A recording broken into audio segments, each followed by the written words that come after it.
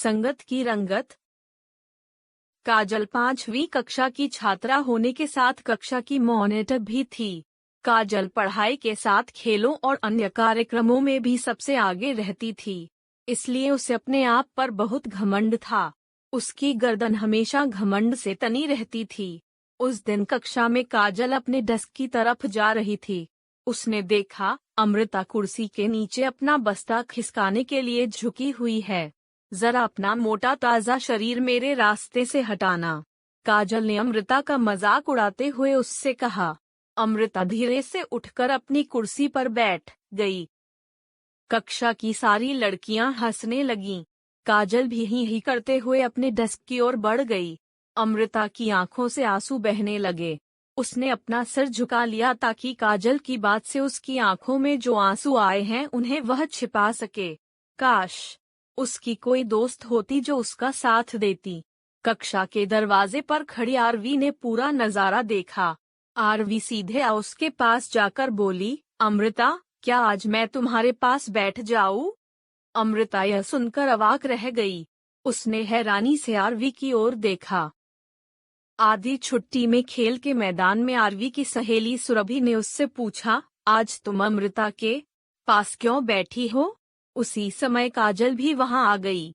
उसने आरवी का मजाक उड़ाते हुए कहा, लगता है अमृता के साथ तुम बहुत खुश हो सकता है, आरवी ने भी लापरवाही से उत्तर दिया। तभी सुरभि ने काजल से कहा, तुम्हें आज सुबह अमृता के साथ ऐसा व्यवहार नहीं करना चाहिए था। मैंने कुछ भी गलत नहीं कहा, क्योंकि वो है ही मोटी, बदसूरत और निरी मूर्ख। ऐसा कहकर कंधा झटकते हुए गुस्से से काजल वहां से चली गई। तभी आरवी ने अमृता को आवाज देकर बुलाया और कहा, सुरभि और अमृता, यदि तुम दोनों मेरी मदद करो तो मैं काजल को उसकी गलती का एहसास कराना चाहती हूँ। अमृता बोली, मैं तो तुम्हारी मदद जरूर करूँगी, बताओ मुझे क्या करना होगा? सुरभि कुछ सोचकर बोली, ठीक है, मैं भी काजल को उसकी गलती का एहसास कराने में तुम्हारी मदद करूँगी। उस दिन से आरवी और सुरभि उसके दोस्त बन गए। अब अमृता खुश रहने लगी और स्कूल जाने के लिए भी उत्सुक रहने लगी। जब से आरवी ने अमृता की मदद करने का निश्चय किया तभी वह समझ गई थी कि उसे स्वयं भी कितनी मेहनत करनी पड़ेगी। स्वयं बुद्धू रहकर वह अमृता को कुछ भी नहीं सिखा सकती, इसलिए उसने स्वयं की पढ़ाई पर विशेष ध्यान देना आरंभ कर दिया। शाम को तीनों सहेलियां मिलकर एक साथ होमवर्क करती। अच्छी सहेलियों का साथ मिलने तथा साथ बैठ होमवर्क करने के कारण अमृता भी पढ़ाई में दिलचस्पी लेने लगी। इसी तरह दिन बीतने लगे। इस महीने की मासिक परीक्षा के परीक्षा फल ने मिसेज टोगी को हैरान कर दिया। उन्होंने आरवी से कहा, आरवी, तुमने तो कमाल कर दिया। मैं तुम्हारे काम से बहुत खुश हूँ। ऐसी ही कोशिश आगे भी रखना।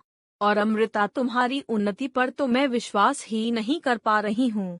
तुम्हारे सभी विषयों में बहुत अच्छे अंक आए हैं, बल्कि हिंदी में तो तुम्हें सबसे अधिक अंक मिले हैं। यहाँ तक कि काजल को भी तुमने पीछे छोड़ दिया। शाबाश। अभी मिसेज रस्तोगी की बात खत्म नहीं हुई थी। हर महीने की मासिक परीक्षा के अंकों के आधार पर वे अगले महीने के लिए मॉनिटर के नाम की घोषणा करती थीं। उन्होंने कहा, अब अगले महीने के लिए मॉनिटर के नाम की घोषणा का समय आ गया है। इस बार मॉनिटर होगी आरवी। सभी लड़कियों ने जोरदार तालियों के साथ नई मॉनिटर आरवी का स्वागत किया। स्कूल की छुट्टी के बाद काजल ने अमृता के पास जाकर कहा, अमृता, तुमने मुझसे ज्यादा अंक लाने के लिए कहाँ से नकल की? अमृता ने सिर उठाकर चेहरे पर मुस्कुराहट लाते हुए कहा, जब आरवी और सुरभि जैसी पढ़ाई में मेरी मदद करने वाली सहेलियां हैं तो मुझे किसी से नकल करने की जरूरत ही क्या है? काजल जोर से हंसी। सहेलियां? तुम समझती हो कि ये तुम्हारी सहेलियां हैं? यह सब उन्होंने केवल मुझे सबक सिखाने के लिए किया। अगर तुम्हें विश्वास नहीं है तो आरवी से पूछ लो। आरवी ने सब कुछ सुना और बोली, तुम गलत हो काजल। मैं अमृता की सहेली हूँ। यह ठीक है कि तुम्हें तुम्हारी गलती का एहसास कराने के लिए मैंने यह अभियान शुरू किया था, लेकिन अब सचमुच अमृता मेरी सहेली है। और मैं भी, सुरभि ने कहा। दूसरी सभी लड़कियों ने आरवी और अमृता को बधाई दी और उन तीनों को घेर लिया। यह देखकर काजल को भी अपनी गलती का एहसास होने लगा। उसने अमृता से अपनी गलती की माफी मांगी। अमृता ने कहा, माफी कैसी, अब हम 3 नहीं 4 सहेलियां हैं।